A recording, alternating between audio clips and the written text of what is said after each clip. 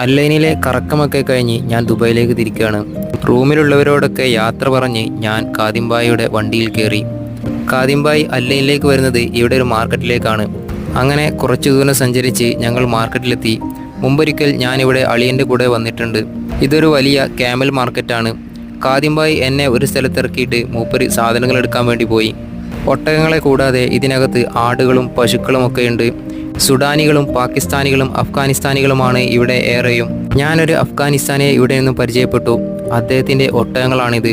ചെറിയ ഒട്ടകങ്ങൾക്ക് 4000 ദിർഹം മുതലാണ് സ്റ്റാർട്ട് ചെയ്യുന്നത്. ഓരോ കച്ചവടക്കാർക്കും ചെറിയ ചെറിയ സ്റ്റാളുകളായിട്ടാണ് ഇവിടെയുള്ളത്.